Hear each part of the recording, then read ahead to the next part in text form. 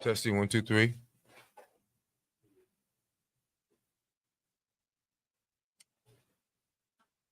Testing 1, 2, 3. Thank you very much.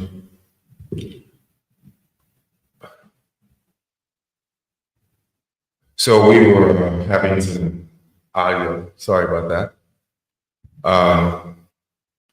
And a little feedback. How's that? Thank you. So I just want to share.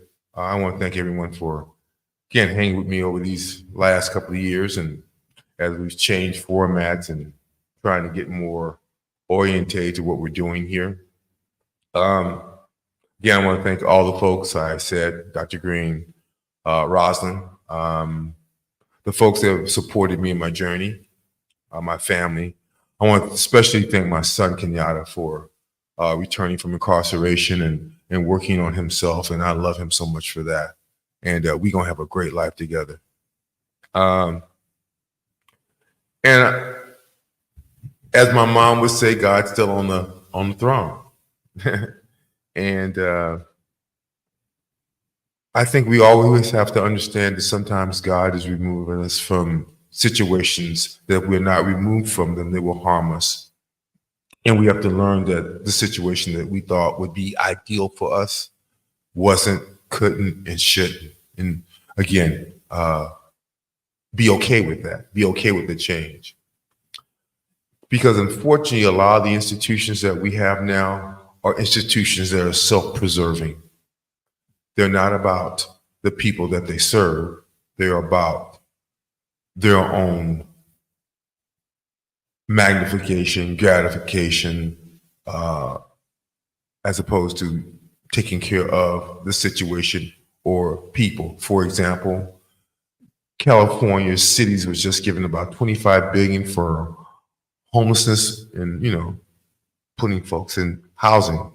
Well, you got the money, but you didn't do it, cities.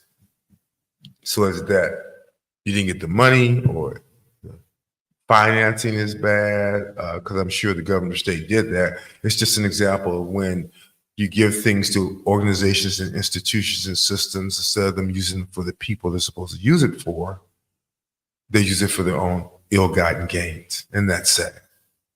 Do not be fooled. Men carrying Bibles and sprouting Christianity that have no understanding of that concept, have no understanding of the Bible, have no understanding of the fact that that Bible originates from African roots. It's not someone you should follow. I implore everyone to get out there and vote your choice, but understand that the choices that you make will determine how you live. And I would start that by saying about Roe v. Wade.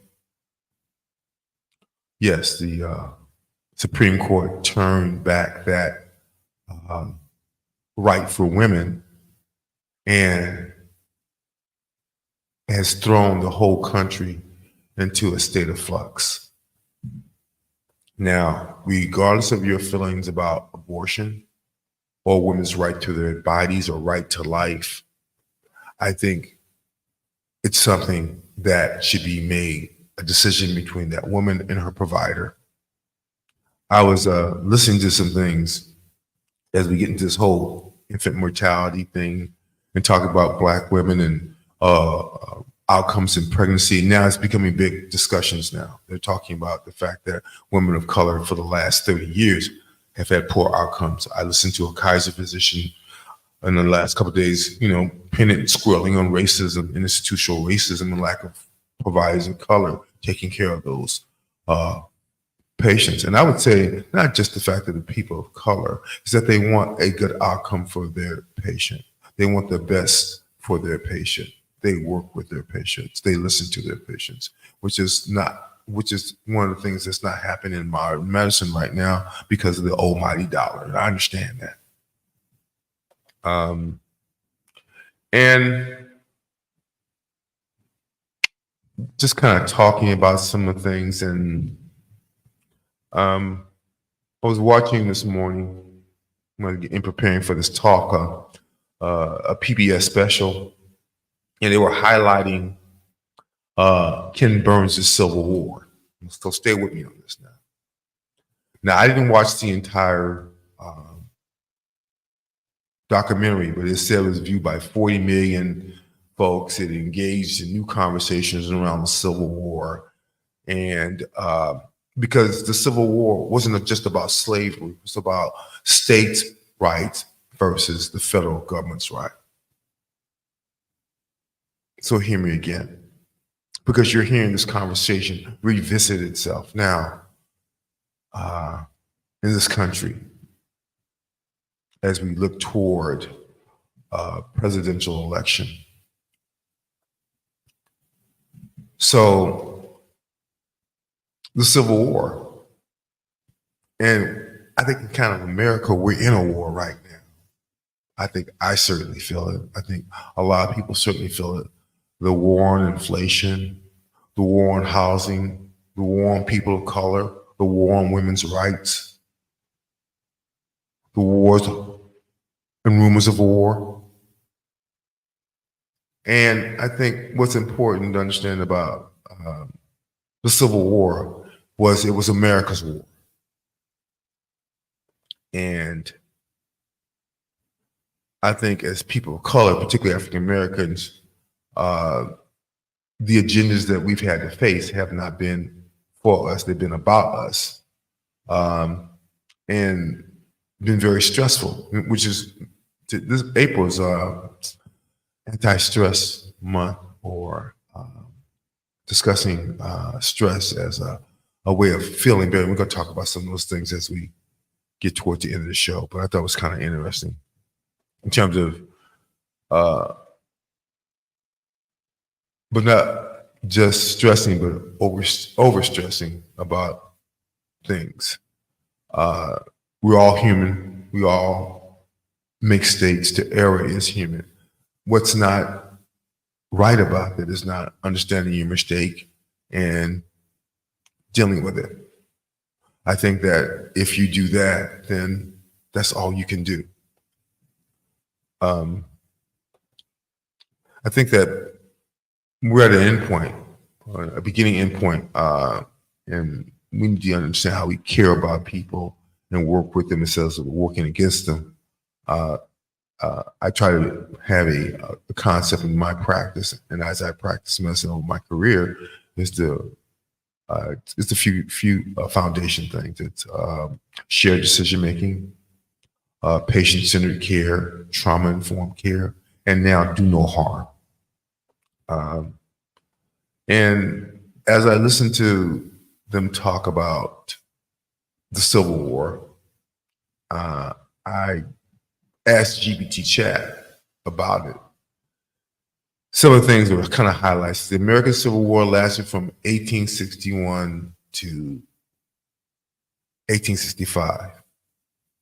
And I want you to think about that date in terms of this recent Arizona decision to go back to that archaic law in Arizona in regards to whether a woman has the right to bear or not to bear a child. It says the Civil War lasted from 1861 to 1865. It was pivotal. It was a pivotal conflict in U.S. history. It was primarily fought between the Northern States Union and the Southern States Confederacy over issues such as states' rights, slavery, and the preservation of the Union. You hear this. Understand this is nothing new. One of the major candidates for presidential election is discussing the issue around states' rights. This is not new. This is historical, but in relationship to slavery. We just can't cherry pick our history. We can't cherry pick our clinical care. We can't choose what we like and what we don't like about history, or what we do or what we don't like about a patient, and not provide the quality care, not understand the issue. So I asked GBT Chat to kind of do a synopsis of the Civil War. It says, the roots of the Civil War can be tracked back to the nation's founding with the issue of slavery dividing the North and the South. The Southern economy relied heavily on slave labor while the North was moving towards industrialization and abolishing slavery in many states. Tensions escalated with events like the Kansas-Nebraska Act, the Dred Scott decision, and the raid on Harper's Ferry. One of the reasons that we need our children educated, and we don't need them to have a woke information concept of American history, because those events were American history, not just history. And it shaped what would be the coming conflict of the Civil War.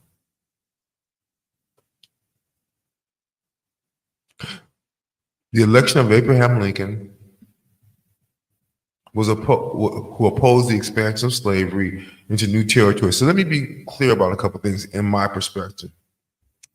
There was no difference between the North and South in terms of slavery. It was just the fact whether it existed or not. America as a whole country benefited from slavery. So when you hear about these divisions, I think they were always a question of semantics. Although one group was moving more toward a non-slavery state than one that wanted to maintain its slavery state. State rights, State of the Union, states' rights. The discussion has to be that America as a country benefited from the labors of Africans in America.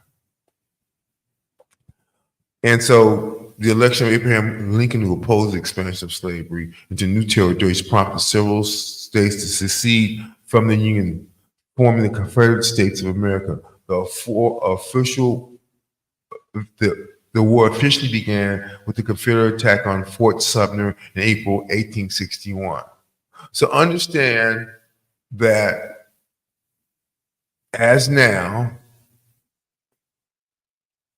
the answer to a problem was to for people to arm themselves and then attack who they believe to be their enemy, which is this case with fellow Americans. And remember what they're fighting about. They're fighting about states' rights and slavery. So when elected officials talk about states' rights, they're talking about the right or not the right to own slaves. History, right? The conflict saw significant battles such as Gettysburg,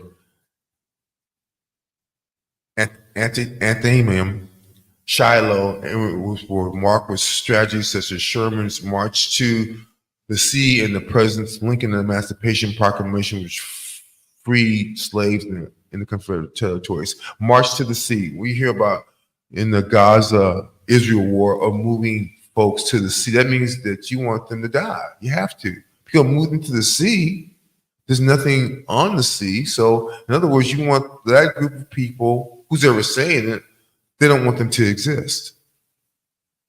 A question. The Union's victory in 1865 led to the abolition of slavery. And remember, this Arizona bill is 1864. That's how old this bill in Arizona is. The Civil War is a year from being over. The Union's victory in 1865 led to the abolition of slavery with the 13th Amendment and the reintegration of the Southern states into the Union. However, the war left deep scars on the nation with an estimated 620,000 soldiers killed and the South devastated economically. Parallel that between what's going on with Israel and the Palestinians and Gaza. Go look at some of those pictures as you can. Go look at Ukraine. Look at some of those pictures as you can. What war does. What war that's waged on children and mothers does.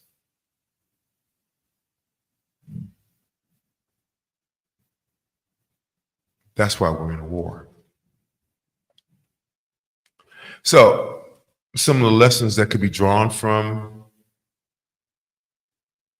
this issue and how it relates to, I think, America in 2024. I asked GPT Chat again. Go ask questions. Get some answers. Then check out the information to see if it aligns with reality or it's a lie. Couldn't be. Wow, this is pretty good. Division and polarization. The Civil War serves as a stark reminder of the dangers of deep political, social, and economic divisions within the nation. In 2024, America continues to grapple with polarization, highlighting the importance of fostering unity and finding common ground despite differences. Don't you think that's the problem? We have a Congress that cannot pass a budget. We have a Congress that cannot decide on leadership. We have a Congress that is dysfunctional.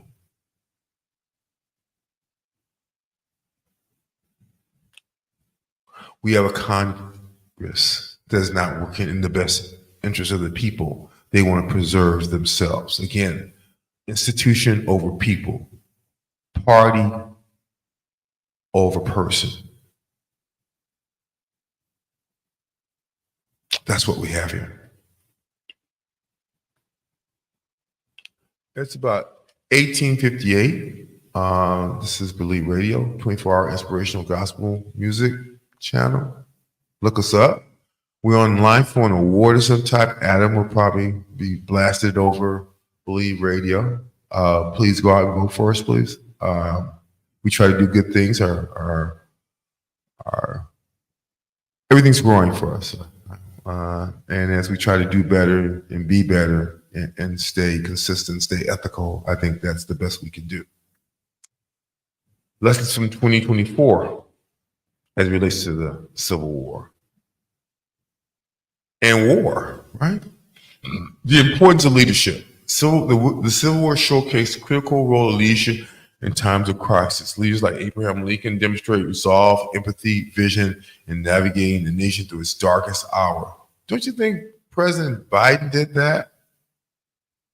Whatever your issues or faults with him, and I'm not political, I'm just trying to have some people draw some distinctions, like I have to do in healthcare, like I have to make decisions, given risk, given time, given the individual's concern, given their fair choice, the right to have their care explained, discussed, and a process for getting it done, if it means doing nothing.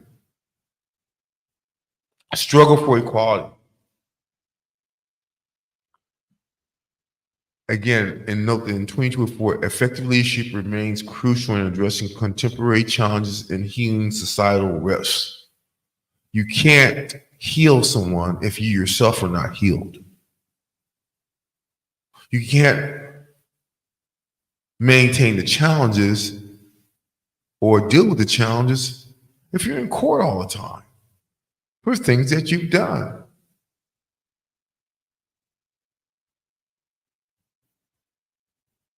The only thing I've had going for me in my career is my record. It's been spotless. No litigations, no suits. Things that were internal were addressed, but I've tried not to do any harm. And I believe we're in clinical situations and cultures now where you have to fight to do harm. That's just the way I see it. Struggle for equality. The Civil War was fundamentally about the struggle for freedom and equality, particularly concerning the institution of slavery. In present-day America continues to confront issues of systemic racism, inequality, and social justice. Reflecting on the Civil War underscores the ongoing need for progress toward an equitable society, an equitable society, an equal society, a society that sees no difference under the law. Resilience and reconstruction. Following the Civil War, the nation embarked on a period of reconstruction that we're still going through today. To rebuild, I don't believe since 1619 things haven't changed that much, just all the actors have changed. And now we're circling around to where those that traumatize us are now saying we are traumatizing them.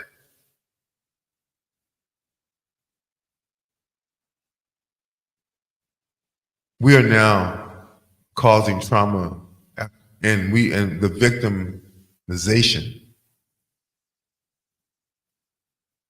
The white men of privilege calling themselves victims. So,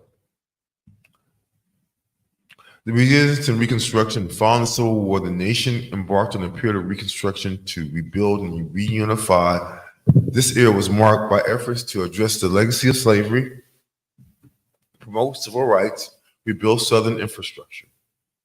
In 24, America faced its own challenges in rebuilding communities, addressing economic disparities, and ensuring a brighter future for all citizens. So the discussion has to be, it's not that anyone's mad, we just want things to be fair.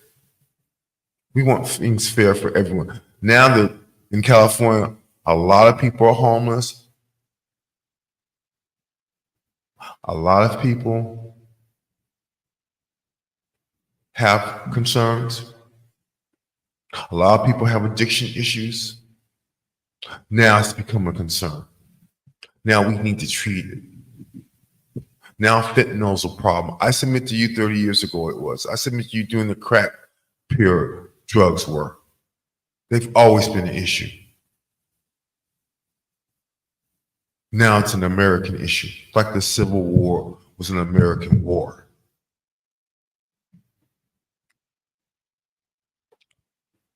In summary, the Civil War remains a profound chapter in American history, offering timeless lessons that resonate in contemporary landscape.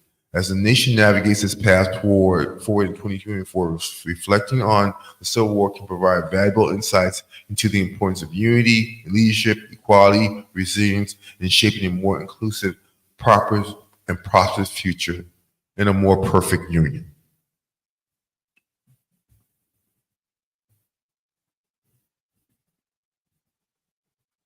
Which I told you keep in mind what 1864.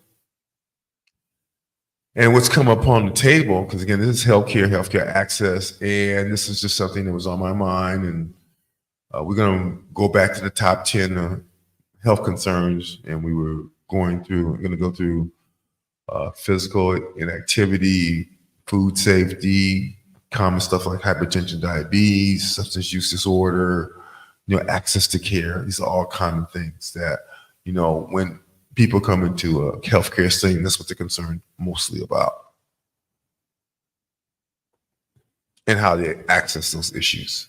When systems become successful in doing that, we'll treat a lot more health ills and more health issues, like childcare.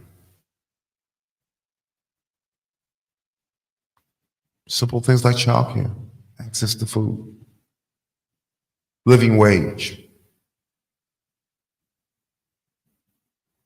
We just had a discussion now that we don't have enough teachers because teachers can't afford to live in this area. So they're the solution is to build affordable housing for those employees. But how are you going to have teachers in school if they can't live in the area to go to school and teach? So you lower the academic standing of children just because of the fact that you can't get teachers in. Not that the kids can't learn. It's not enough teachers. Not enough teachers. So we've heard this whole thing around the Arizona abortion law of 1864, and I did somewhat of a dive into it. But again, I'm a believer in women's rights. I'm a believer in saying what I say and meaning what I mean, and don't say I'm for women's right one day and then say pro-life I'm the next, and then say it's the state's rights issue. So again, I want to bring that into perspective because people are talking out the sides of their mouth a lot. So they just be honest and own it. Own the fact that the present constellation of the Supreme Court was created by an ex-president. That mandate was to look at Roe v. Wade, and it's exactly what they did, even though they lied during their intakes. In front of Congress, they lied, which means absolutely nothing now because they're permanent judges. So, with that being said, the abortion law of 1864, remember, Civil War, right? A year before the ending of the Civil War. And GBT chat kind of shares, it seems to be a misnomer. Arizona did not become a territory until the 20th century and did not have statehood until 1912. So it was the Wild Wild West. However, the issue of abortion and women's rights during the Civil War era is still relevant. Remember, during the mid-19th century, abortion was generally legal in the United States. That is the historical context in which we live now. Like there was slavery, like during the early 19th century, abortion was illegal like it is now in 3/4 of the state in the U.S. So we're just going back to where we were before. That's the issue. We're going backwards. I've said it before.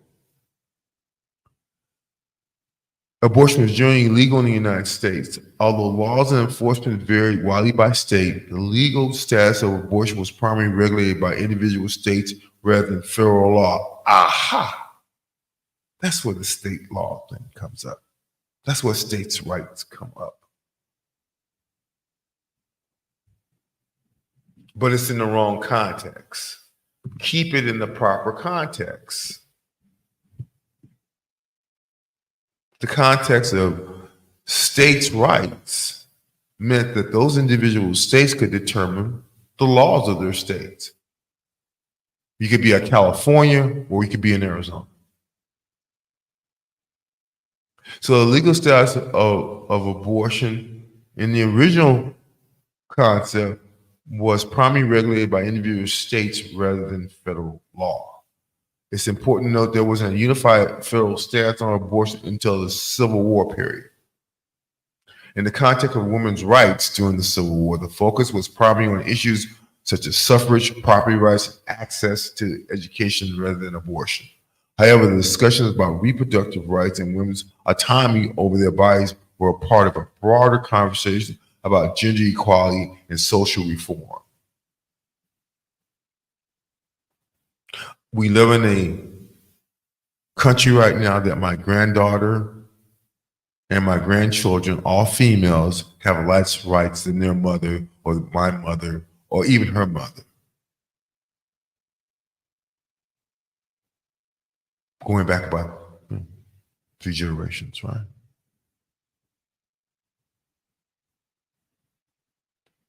Now we understand the effect of the reversal of Roe v. Wade, but we'll talk about that also. However, discussions about reproductive rights and women's autonomy with their bodies were a part of a broader conversation about gender equality and reform and social reform. The Civil War era saw the emergence of prominent women's rights activists such as Susan B. Anthony, Elizabeth Cady Stanton, Sojourner Truth, who advocated for women's suffrage and equality. While these activists did not specifically address abortion rights during this period, their advocacy laid the groundwork for future movements that would encompass reproductive rights. They were so busy trying to get basic rights, you can't even worry about your body. They say something like it's when you have your neck up in alligators, it's hard to remember to drain the swamp.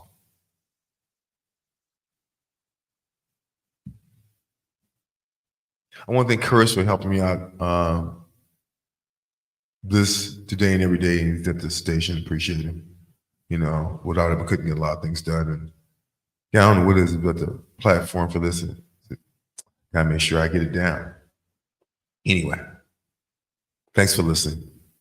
Thanks for sharing. View my website, educationatbestmedicine.com. Edie Akamoto. Thank you for helping. Thank you for being the person that you are and supporting me through this process. I thank God for surviving through this process. I want to thank my sisters too for holding it down and really helping my son, you know, get back to where he is. And love him to death. Overall,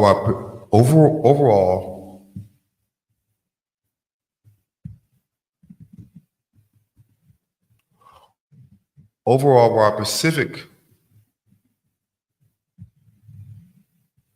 overall, while the Pacific changes were happening, we still had to deal. Still had to deal.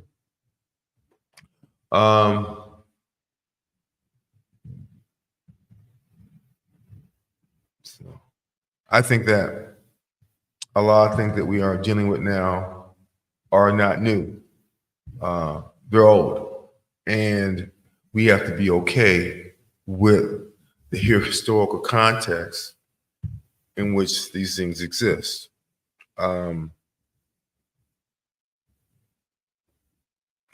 So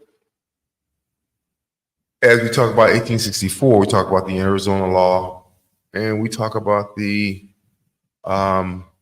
effect on women, the effect on reproductive rights, the effect on culture. I think that as we've tried to adapt and change,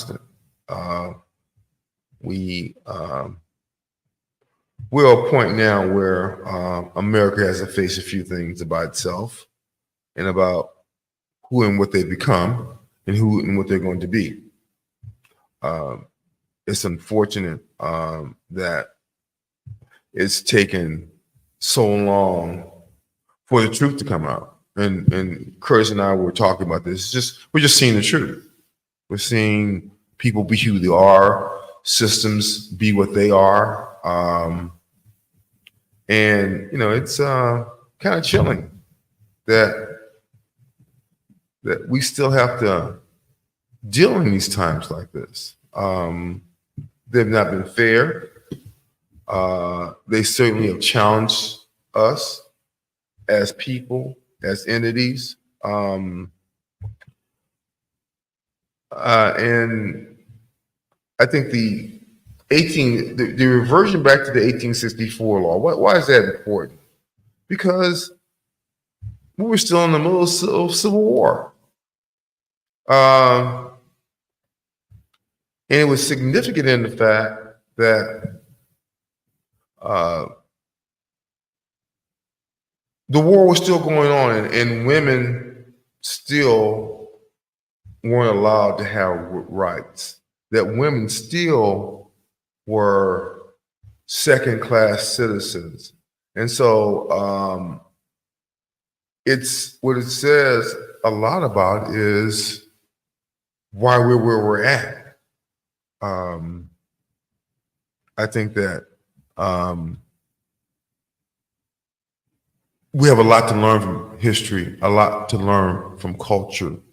And it's kind of a shame that these lessons are being told they shouldn't be taught in school. We're being told that our children shouldn't understand slavery, shouldn't understand the Civil War, should understand the position of women's rights, shouldn't understand, intelligent discourse, to agree to disagree. That's what's scary about the times now. And we have been placed in situations where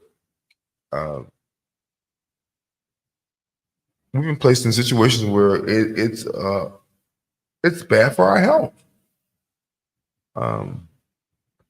So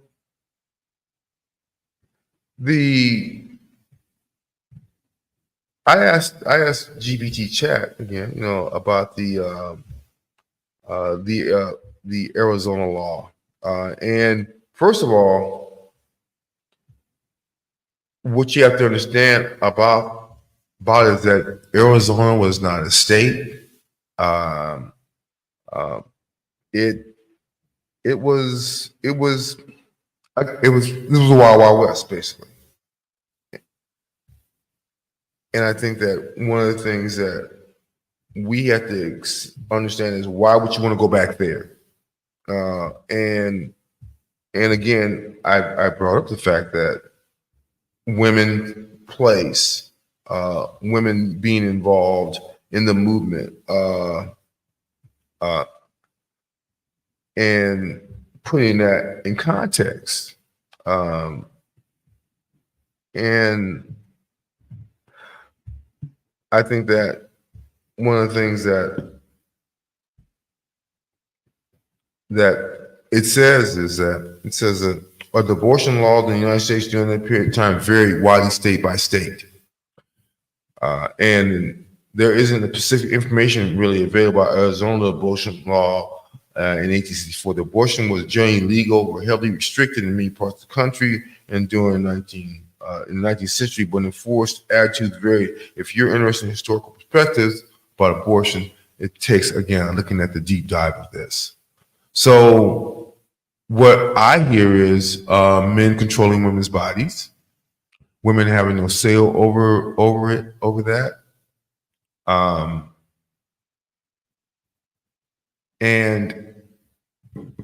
And discussions about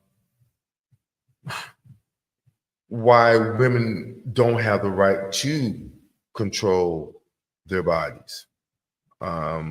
It is, again, the things that we have to fight against, and understand that it's a part of a bigger plan to turn back the clock.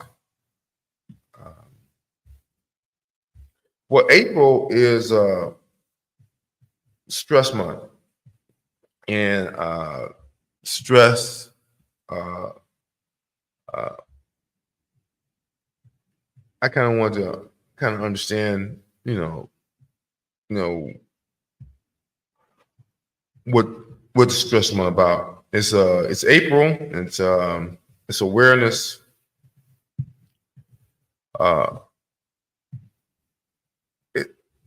It's awareness of individual stress factors. Stress month. Excuse me.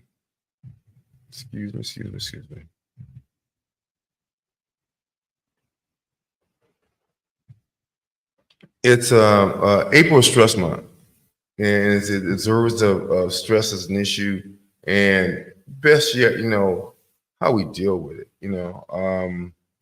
I think that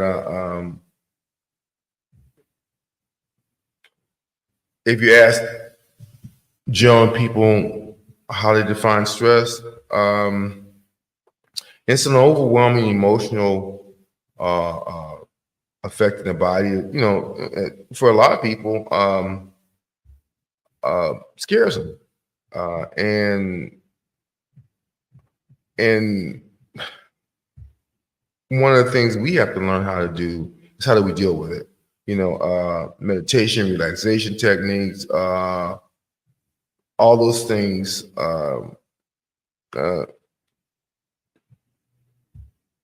That's how we deal with it. And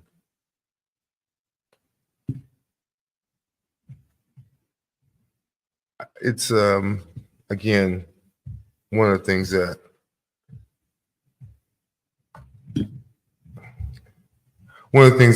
in America we've always had to deal with. It's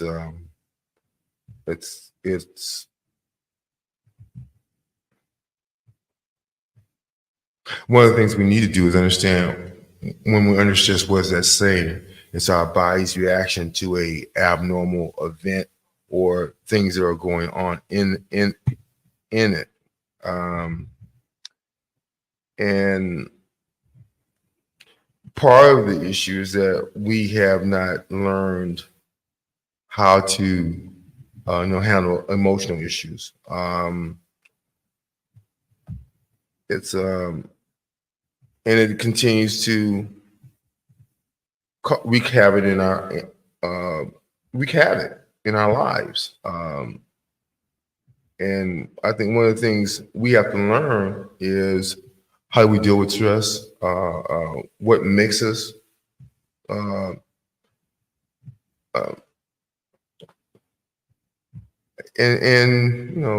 kind of start work with people talking, particularly for men. Men don't talk. We are so hung up in the day-to-days. We're just so hung up in the day-to-days of not trying to get a hold of our feelings, our emotions. that we tend to ignore. And I think sometimes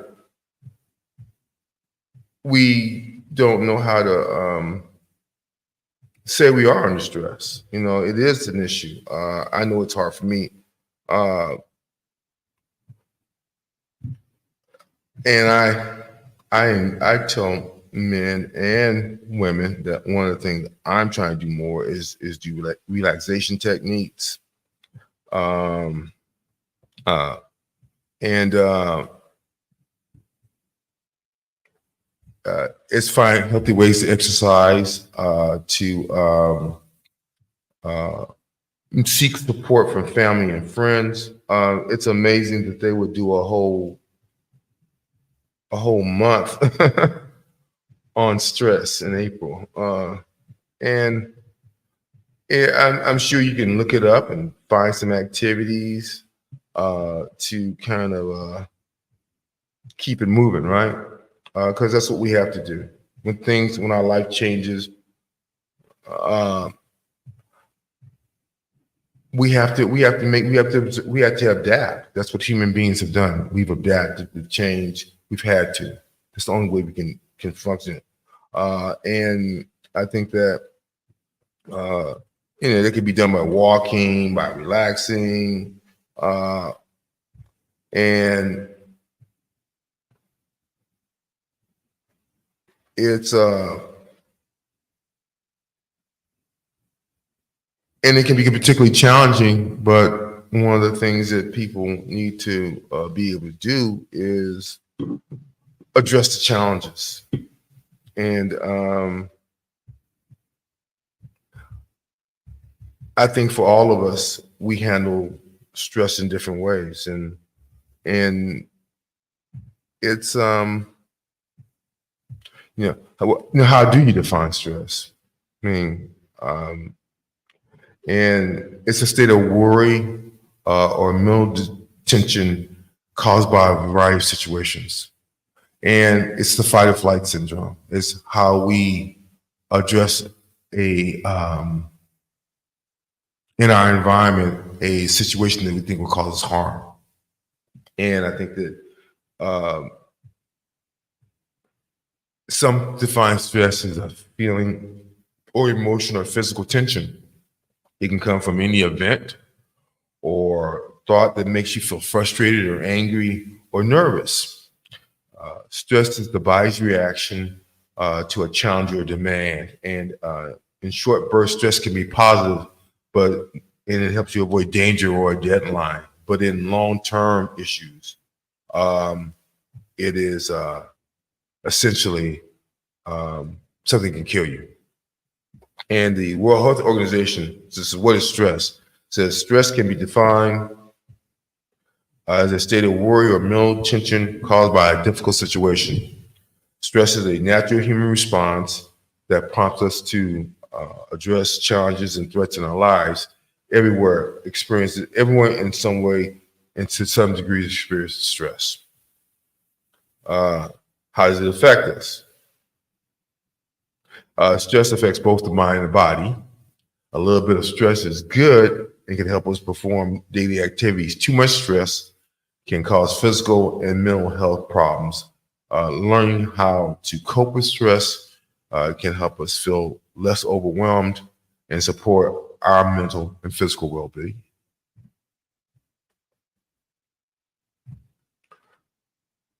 Does everyone respond to stress in the same way? No, everyone reacts differently to stressful situations. Coping styles and symptoms of stress vary from person to person. How do you manage stress? Who's Stress Management Guide? Doing what matters in times of stress. Aims to equip people with practical skills to cope with stress. Again, this is the WHO website, and they have a piece called Doing What Matters in Times of Stress. It helps managing stress tools. And WHO is the World Health Organization. Get plenty of sleep. Getting enough sleep is important to both the body and the mind. Sleep repairs and relaxes and rejuvenates our body. and it can help reverse the effects of stress. Good sleep habits, also known as sleep hygiene, including being consistent with your sleep, go to bed at the same time each night, and get up the same time each morning, including on the weekends. I tell you, that's tough. Get out the chair. Quit sleeping in a chair. If possible, make your sleeping area quiet, relaxing, and at a comfortable temperature. Limit your use of electronic use of devices such as TVs, computers, and smartphones before sleeping, and turn it off. Turn the TV off. Tough thing for us to do. Turn it off. Avoid large meals, caffeine, alcohol before bedtime for the very reason it messes up your sleep cycle. Get some exercise, be physically active during the day. It'll help you fall asleep at night. Connect with others. There was a whole big thing about us, particularly men, not being able to connect. Friendships, having people you can count on and talk to and depend on. I think I'm circled by a group of those folks. Cy, thanks for all your help. Appreciate you. Love you, man. Let's get together for lunch, man. Come on. All these people that support me in my journey and have been there as rocks for me, and giving a supportive word or a touch, or just being there. Sometimes that's all you need. Sometimes you can't solve the problem, but it's just being there, not running away. I had to learn that with my son. I can't run away from him. I have to run toward him. Eat healthy, of course. I'm a plant-based diet guy. I hope you guys are moving toward that. Lots of water. I love caffeine, but less caffeine. I don't drink. No drinking, no alcohol, just things that kind of change and mess with your stress level.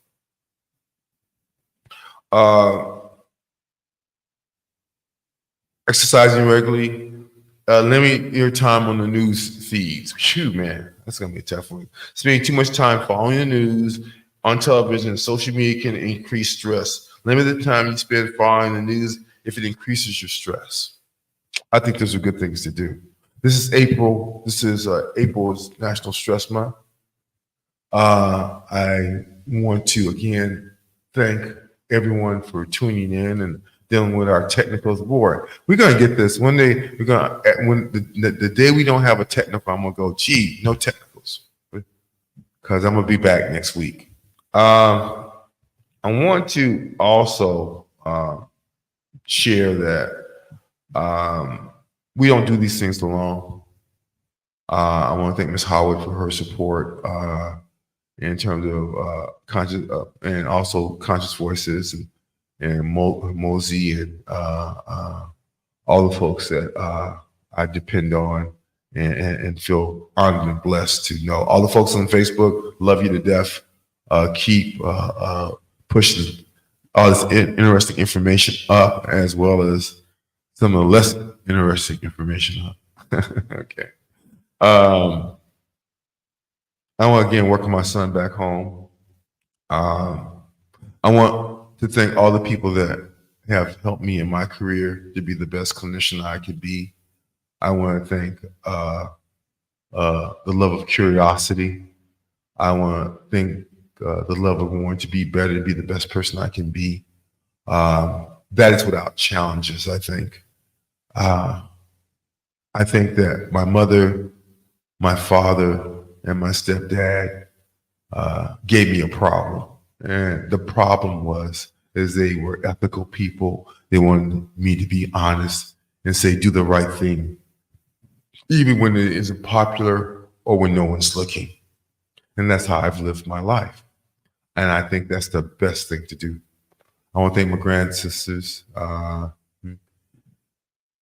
Mika, love you too. I want to say hello to you. And the husbands of my sister and of Tracy, those are great men in their lives. Tracy, keep on and take care of that grandchild of mine. Love her to death. Kind of talked a little bit about Civil War today and stress and the Abortion Act of 1864. This is chilling. This is chilling because it marks the first time that we are going backwards in terms of women's health, in terms of reproductive rights. in terms of my granddaughters not be able to seek self care if they choose not to take a pregnancy to term. Luckily, they're in California. But the rest of the state, if you look at the map, three-quarters of them have laws or enacting laws against a woman's right to choose. That's not the America I want to live in. I think the Supreme Court got it wrong. I think they know they got it wrong.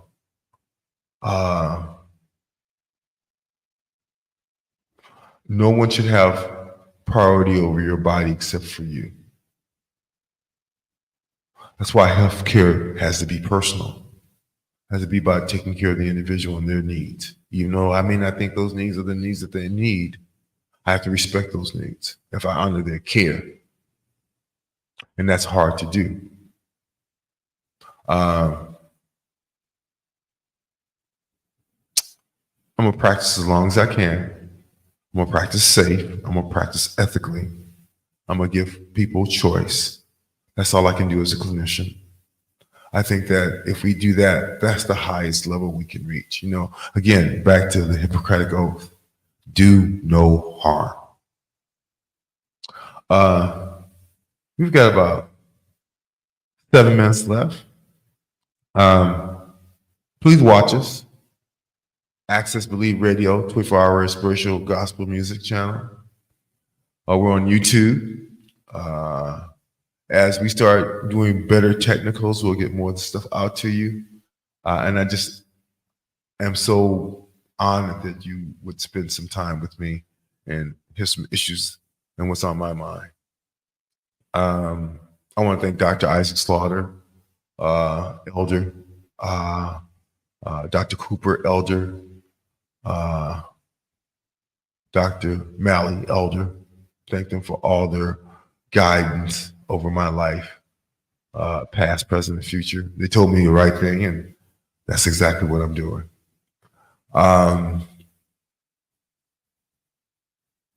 Get out there and make a difference. Get out your shell. Things are always not going to be the way you want them to be or happen the way they want to be. Your life can flip in a minute. I'm a prime example of that, but you have to get up, dust yourself off, and keep it moving. We survived 1619 as a group of people. We can decide anything. I think the biggest decision for people of color in this time is whose side are you on? What do you stand for? Would you hurt your brother? Would you hurt your sister? Would you put them at risk? Would you not honor your parents? Those are decisions that have to be made. We don't have a lot of time.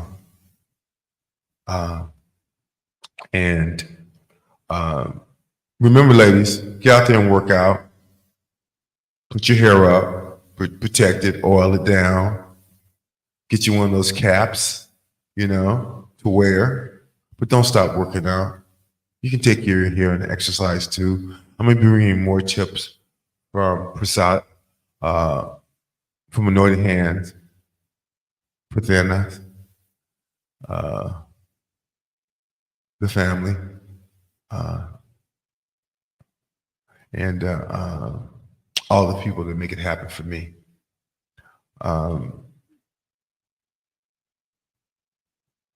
It's almost going back to the future. Staying ethical and staying honest is tough. It's the hardest thing I think that men of color particularly have to do because there's so much around us to do wrong. There's so much around us not to be honest. There's so much around us to look the other way. There's so much around us to lie, steal, and cheat. And we go against that. We go against the very plan that was created for us in this society. It will bring you a harder, longer road. But I'm okay with that challenge. I'm okay with that walk. I'm okay with that run. I'm okay with that lift. Because I want my grandchildren to be proud of me. I want my son to say, hey, my dad's cool. Took us a long time. Took us 30 years for me and my son to come together. Tough love, yeah.